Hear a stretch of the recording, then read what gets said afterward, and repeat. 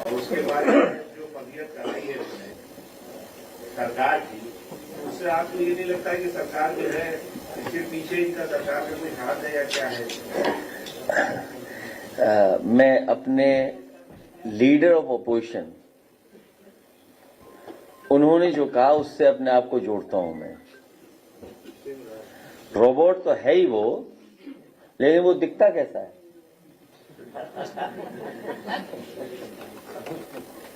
Robot तो है वो, लेकिन वो दिखता कैसा है? और इधर सुना है कि चीफ मिनिस्टर बिस्ट साहब वो भी जापान जा रहे हैं। आज से 10, 15, 20 साल पहले भी जापान का भी एक डॉग बड़ा फेमस हुआ था, मैं नाम भूल रहा हूं उसका।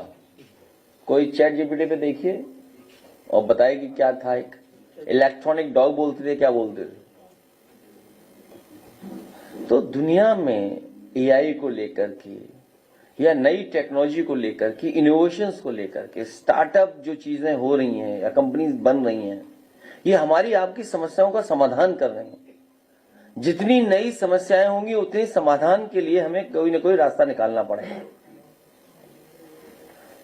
और एआई का समिट होना, लेकिन मुख्यमंत्री जी तो न जाने कितना आगे हैं हम लोगों से।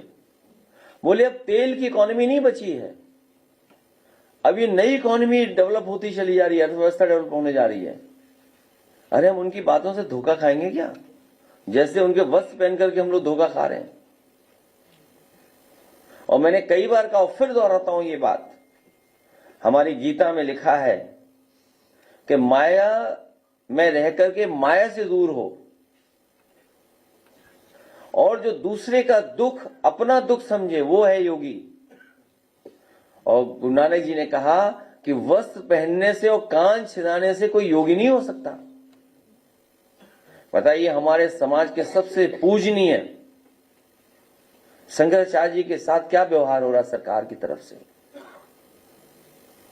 ये जो एक्सरसाइज हो रही है अभी हाल फिलहाल जो आपको देखने को मिल रही है कि अचानक कुछ लोग निकल पड़े हैं सम्मान देने के लिए। जिस समय शिखा को पकड़ करके अपमानित किया जा रहा था, उस समय ये लोग कहां थे? उसी समय उन्हें जाना चाहिए था संगम किनारे। हमारे पूज्य शंकराचार्य जी कई दिनों धरने पे बैठे रहे वहां पर। उस समय सर्दी पीक पे थी। अब तक की जो हमारी पूरा इतिहास जो है, पौराणिक व्यवस्था है, सनातनी व्यवस्था में कहीं किसी शंकराचार्य को गंगा स्नान से रोका नहीं गया होगा। लेकिन ये पहली बार हुआ है सरकार में कि उन्हें स्नान करने से भी रोका गया। जो हमारी आध्यात्म की, हमारे सनातन धर्म की त्रिवेणी है। और अब तो ये सरकार एक कदम आगे निकल गई है। ये लगता है कभी अंधेरे में या रात में फिल्म देखते हैं 20 साल बाद। हर बात इनको 20 साल बाद पता लगती है। हमारा जो एक पैनलिस्ट था, उसकी 20 साल पुरानी घटना शंकराचार्य जी को बताओ अपमानित करने के लिए कहां से ढूंढ के लाए, किसको ढूंढ के लाए?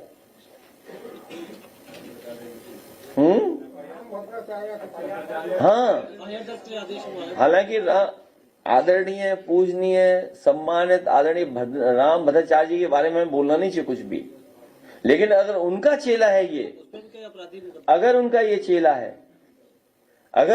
चेला है तो मुझसे गलती हुई है। हमने कभी आदरणीय पूजनीय रामभद्राचार्य जी पर 420 का मुकदमा था, वो वापस लिया था।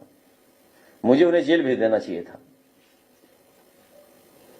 और ये बात गलत हो तो बताइए आप, किसी से पूछ लीजिए आप। हमारे बगल में बैठे भाई साहब। तो ठीक है, कभी कभी विचारों को लेकर के कुछ झगड़े हो जाते हैं, लेकिन अब इस सीमा पर चले जाएंगे कि आप आरोप लगा करके इस तरह का घटिया आरोप लगवाएंगे आप।